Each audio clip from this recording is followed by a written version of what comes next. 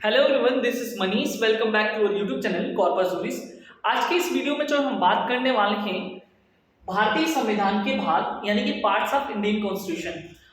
ये जो आज का टॉपिक है काफी इंपॉर्टेंट होने वाला है, क्योंकि ये भारतीय संविधान के भाग से जो है आपसे कोई भी किसी भी जो है स्टेट का कोई भी एग्जाम दे रहे हो, ठीक है, एटलीस्ट जो है आप अगर जुडिशरी की प्रिपरेशन कर रहे हो या कोई भी एग्जाम की प्रिपरेशन कर रहे हो, तो ये वाला जो क्वेश्चन है काफी इंपॉर्टेंट आपके लिए हो जाता है। ठीक है, तो सीधे डायरेक्ट यहाँ से पूछता है आपसे कि जो मूल अधिकार है वो इंडियन कॉन्स्टिट्यूशन के कौन से पार्ट से रिलेटेड है, या जो मौलिक अधिकार है, मौलिक कर्तव्य है, राज्य के नीति निर्देश तत्व है, ये कोई भी इससे पूछा जा सकता है। तो इसको हम काफी अच्छे से जो है डिस्कस करने वाले हैं। तो सबसे पहले जो है ये हमको ये पता होना चाहिए कि टोटल जो है भारतीय संविधान में टोटल कितने हैं भाग, जो है 22 भाग है। ठीक है, टोटल कितने पार्ट है? 22 भाग है, ये याद रखना। और 22 भाग को हम काफी अच्छे से और इजी तरीके से समझने की कोशिश करने वाले हैं। ठीक है, तो चलिए यहाँ पे देखते हैं। सबसे पहला जो पार्ट फर्स्ट है, ठीक है, पार्ट फर्स्ट जो है बात करता है संघ और उसके राज्य क्षेत्र के बारे में। ठीक है, तो पार्ट फर्स्ट याद रखना है। सबसे पहला जो भाग होता है, आपको पता होना चाहिए कि हमारा जो देश है यानी कि हमारा जो इंडिया है, भारत, ठीक है, वो क्या है? संघ और राज्यों का क्षेत्र है। ठीक है, यानी कि वहां पे सेंट्रल गवर्नमेंट और स्टेट गवर्नमेंट की जो है उनसे जो राज्य क्षेत्र आते हैं वो पहले ही बात करता है। तो ये ऐसे ट्रिक अपने दिमाग में रखो कि सबसे पहले तो किसकी बात करेगा? संघ और राज्य क्षेत्र के। और ऐसे संघ और राज्य क्षेत्र में जो लोग रहते हैं उनके नागरिक, यानी कि जस्ट इसके जो है ये बात करता है सेकेंड में, यानी कि पार्ट 2 में नागरिकता की बात करता है, सिटीजनशिप की बात करता है। ठीक है, वैसे ही अगर हम देखें आर्टिकल, तो आर्टिकल 1 से लेके 4 तक जो है वो संघ और राज्य क्षेत्र से संबंधित है। ठीक है, और नागरिकता जो है आपका यहाँ पे आ गया 5 से लेकर के 11, यानी आर्टिकल 5 टू लेकर के 11 तक नागरिकता के बारे में प्रावधान है। ठीक है, उसके बाद जो है हमारा तीसरा नंबर है। अब यहाँ पे नागरिक अगर है, ठीक है, तो सबसे पहला फिर से जो है रिकॉल करते हैं, संघ और राज्य क्षेत्र के बारे में बात करता है भाग फर्स्ट। और ऐसे संघ और राज्य क्षेत्र में जो उपस्थित लोग हैं, जो नागरिक हैं, उनकी बात करता है भाग सेकेंड। थर्ड में देखते हैं कि मूल अधिकार की बात करता है, यानी नागरिकों का कुछ तो मूल अधिकार होगा, फंडामेंटल राइट होगा, वो मूल अधिकार यहाँ पे बात करता है। वहीं चौथा जो है काफी ये पूछा जाने वाला आर्टिकल है, ये पार्ट है। ये देखो यहाँ पे ए, और ये जो मैं स्टार लगा रहा हूँ उसको तो अच्छे तरीके से लर्न करना है, यानी कि भाग 2, भाग 3 और भाग 4, ये कई बार एग्जाम में पूछा गया है। अभी भाग 4 ए मोस्ट इंपोर्टेंट है। जो 4A जो है मूल कर्तव्य से संबंधित जो है प्रावधान करता है। वहीं अगर बात करते हैं 5 जो संघ है, यानी कि 5 जो है इससे बात करता है, भाग 5 संघ से बात करता है, राज्य से बात करता है 6। ठीक है, याद रखना, ये दोनों एक साथ हमको कर लेना है। फिर से एक बार रिकॉल करते हैं। फिर से आइए कि अगर हम पहले भाग को देखें तो संघ और राज्य क्षेत्र के बारे में जो है बात करता है। भाग सेकेंड जो है बात करता है नागरिकता की। भाग जो थर्ड है, यानी कि पार्ट थर्ड जो है फंडामेंटल राइट की बात करता है। भाग 4 जो है DPSP directive principle of state policy, जिसे भारत का नीति निर्देशक तत्व कहते हैं, उनके बारे में बात करता है। फिर जो है आता है 4A, यानी कि मूल कर्तव्य जो है फंडामेंटल ड्यूटीज के बारे में बात करता है, यानी कि यहाँ से यहाँ तक एक साथ याद करना है।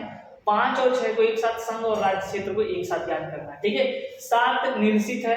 ठीक है, 8 में आते हैं केंद्र शासित प्रदेश है। ठीक है, ये इतना इंपॉर्टेंट नहीं। अब हमारे पास इंपॉर्टेंट आता है 9, यहाँ पे स्टार लगेगा, पंचायतें। ठीक है, तो पूछा गया है कई बार एग्जाम में कि जो भाग 9 है वो किससे संबंधित है? पंचायत से। या पंचायत किससे संबंधित है? तो भाग 9 से। उसके बाद यहाँ पे इंपॉर्टेंट आ जाता है नगर पालिका 9A। ठीक है, ये भी इंपॉर्टेंट है। और 9B मोस्ट, ये दोनों तो काफी इंपॉर्टेंट है, सहकारी समितियां। ठीक है, तो फिर इनको हम एक साथ याद करेंगे। ठीक है, ज्यादा से ज्यादा इंपॉर्टेंट ये है। ठीक है, तो पंचायतें, नगर पालिका, सहकारी समितियां, यानी 9 को पकड़ लेना, यानी कि भाग 9 को पकड़ लेना है सीधे। 9 में सबसे पहले पंचायत की बात करते हैं। ठीक है, इसकी बात करते हैं पंचायत की। अब जैसे ही पंचायत की बात करते हैं तो फिर हम चले आते हैं नगर पालिका की बात करेंगे, यहाँ पे 9A के बारे में बात करेंगे, ठीक है। उसके बाद हम बात करेंगे नेक्स्ट जो है हमारे नंबर पे आता है नगर पालिका के बाद सहकारी समितियां, ठीक है। सहकारी समितियों के बाद जो है 10, जो उतना इंपॉर्टेंट नहीं कि फिर भी हमको ये पढ़ना है, अनुसूचित जाति और जनजाति क्षेत्र में, ठीक है। ये जितना भी मैं स्टार लगा रहा हूँ मोस्ट एंड मोस्ट इंपॉर्टेंट है, ठीक है। अब हम बात करते हैं 11 नंबर पे, ठीक है। 11 नंबर पे बात करता है संघ और राज्य क्षेत्र, संघ और राज्य क्षेत्र के बीच जो है संबंध की बात करता है, ठीक है। तो ये जो है पीसीएस में पूछा गया, पीसीएस जे के में जो है प्रीवियस ईयर का अगर पेपर उठाएंगे तो वहां से ये क्वेश्चन पूछा गया है, ठीक है। अब यहाँ जुडिशरी की अगर प्रिपरेशन कर रहे हो तो वहां भी ये सब चीजें जो है मेंशन आप देख लीजिएगा क्योंकि पूछे जाते हैं। अब देखिए वित्त, संपत्ति, संविदाएं और वाद, यानी कि जो केंद्र सरकार जो है क्या जो है वो क्या कर सकता है, फाइनेंशियल जो चीजें होती हैं जैसे वार्षिक वित्तीय विवरण की बात करता है, ठीक है। 112 संपत्ति कोई है, संविदा से रिलेटेड जो प्रावधान है कि कॉन्ट्रैक्ट कर सकता है कि नहीं, केंद्र और राज्य सरकार जो है कॉन्ट्रैक्ट कर सकते हैं, और उनको अगर हमको उनके विरुद्ध वाद लेके आने हैं तो वो सारी चीजें प्रावधान जो है पार्ट 12 में ही किया गया, ठीक है। और उसके बाद जो है ये 13 की बात करते हैं व्यापार राज्य क्षेत्र के बीच वाणिज्य और समागम, ठीक है। अब जो है यहाँ पे हम आ जाते हैं तो ये इंपॉर्टेंट है, ठीक है। सेवाएं जो राज्य संघ और राज्य के अधीन सेवाएं जैसे अखिल भारतीय सेवा, यूपीएससी, ये सब जो 312 आर्टिकल 350 ये सब बात करता है। ये दोनों इंपॉर्टेंट है। यहाँ पे आपका ट्रिब्यूनल मोस्ट इंपॉर्टेंट है, साल लगा लीजिएगा, ठीक है। अधिकरण जिसे हम बोलेंगे 14A में ये बताया गया है। और उसके बाद जो 15 में जो है निर्वाचन से कई बार क्वेश्चन पूछा गया, निर्वाचन से संबंधित प्रावधान 300 आर्टिकल 324, ठीक है, ये याद रखना है निर्वाचन संबंधित। और पार्ट 16 में ये भी काफी इंपॉर्टेंट है, SC, ST और OBC के लिए जो है विशेष प्रावधान है, जितने स्टार बनाए जा रहे हैं उन सभी को आपको अच्छे तरीके से लगता है, ठीक है। पार्ट 17 मोस्ट इंपॉर्टेंट है राजभाषा, ठीक है। आपात उपबंध पूछा गया है, यानी कि इन दोनों को एक साथ हमको करना है, ठीक है, राजभाषा आपात उपबंध। उसके बाद संविधान संशोधन से आता है 20, सीधे लर्न करना है कि 20 जो है, यानी कि ये पार्ट 20 के बारे में हमको लर्न करना है, ठीक है। ये उतना इंपॉर्टेंट नहीं है। संक्रमण, अस्थायी संक्रमण कालीन विशेष उपबंध जो 21 है। संक्षिप्त नाम और विस्तार ये भी इंपॉर्टेंट है। और आर्टिकल तो आपसे पूछ ही लिया जाता है 395 में, काफी इंपॉर्टेंट है, तो आर्टिकल 22। अगर हमको ओवरव्यू देखना है, पूरा ओवरव्यू देखना है तो सबसे ज्यादा इंपॉर्टेंट क्या है, फिर से एक बार रिकॉल कराते हैं। ये यहाँ पे संघ और राज्य क्षेत्र उसके पहला भाग 2 नागरिकता, 3 मूल अधिकार, 4 राज्य के नीति निर्देशक तत्व, 4 ये मूल कर्तव्य, और ये दोनों नहीं उतना इंपॉर्टेंट है। उसके बाद यहाँ पे पंचायत 9 में आ जाना, पंचायत, और उसके बाद 9th A में नगर पालिका है, 9th B सहकारी समितियां, ठीक है। उसके बाद सीधे यहाँ पे इंपॉर्टेंट है उनके बीच संबंध, संघ और राज्य क्षेत्र के बीच संबंध जो है पार्ट 11, ठीक है।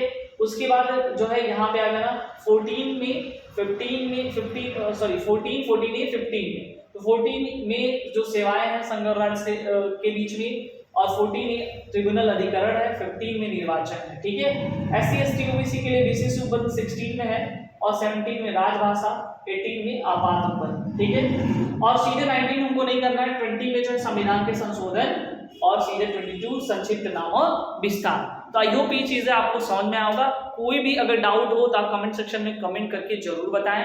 आपको ये वीडियोस कैसा लगा आप जरूर से जरूर बताएं, अपने दोस्तों को शेयर करना ना भूलें। यदि आप चैनल में नए व्यूअर्स हो, आपको थोड़ा सा भी इससे लाभ होता है तो जो है चैनल को सब्सक्राइब जरूर करें। Thank you so much.